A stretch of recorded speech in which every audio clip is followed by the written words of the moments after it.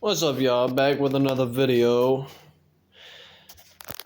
I got a new fog light kit, and where's that paper at? Here it is. You can see this wiring harness. It's a total mess, and this diagram, it adds up, but not quite in a way that I would like to understand it. So we're going to ditch this entirely, and I believe there is a much simpler way this can be wired up and it'd be less complicated.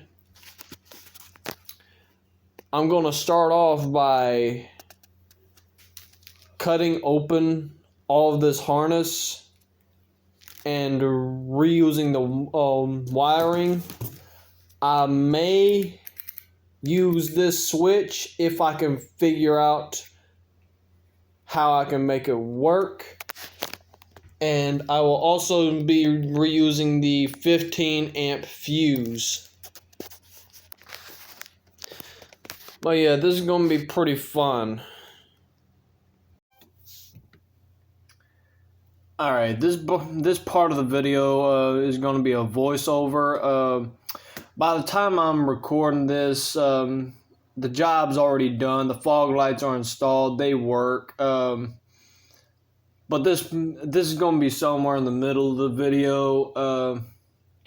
What you should see on the screen is a very basic wiring diagram for how I've wired the fog lights. As you can see, I am using a relay. Pretty much the only reason I am doing that is because I do not want to run more wire through the firewall than I already have to. And throughout the wiring process, I did try to use most of the wiring that came with the harness that came with the kit. I didn't use all of it, and overall I believe I used less wiring than the kit came with, meaning I have a whole bunch of wire left over, but you know, the fog lights still work.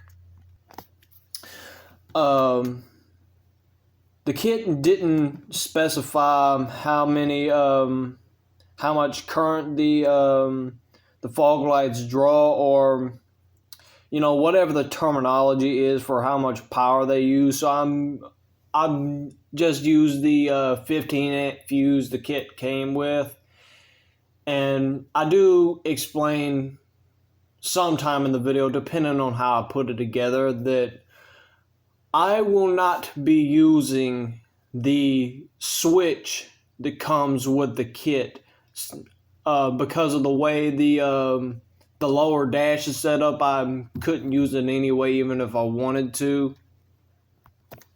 And as for the 12 volt source for the cabin switch, as of right now, it's hooked up to my headlights. Meaning I can't use the fog lights without the low beam, at least the low beams being on. I do plan on changing that to where I can operate the fog lights independently of the headlights. Well, yeah, I think that's all I have to explain. Now you can get back to actual video. And here, guys, is why I can't use the switch that comes with the kit. See, there's supposed to be some what you guys would call poverty buttons here. However, My Altima is a '07 base model with a manual transmission, meaning I do not have the poverty buttons. Instead, I have a key fob insert and, of course, a trunk release. Meaning, even if I wanted to, there's no way I could use the switch that comes with a kit. Instead, I got my own switch, and I'm going to put it on this side of the lower dash. Alright guys, I've run into my first predicament. It's not really an issue, it's just a preference issue, I suppose. I had my switch drilled into the dash, lower dash anyway. All of my existing wiring hooked up to that right there. That is a 12 volt source when the headlights are on.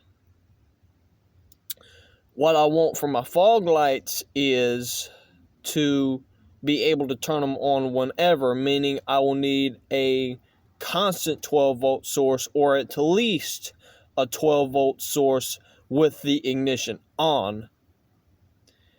Meaning I will need to get another fuse extendable or whatever those things are called.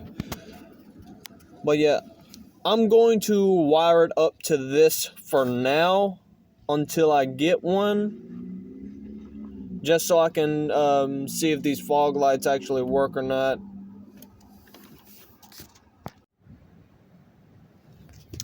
Alright people, we have fog lights. And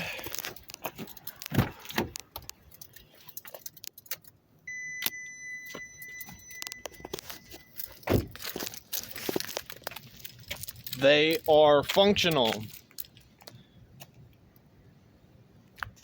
Though I do plan on rewiring them to work independently of the headlights, rather than having to have the headlights on. But yeah, I just wanted to show y'all that.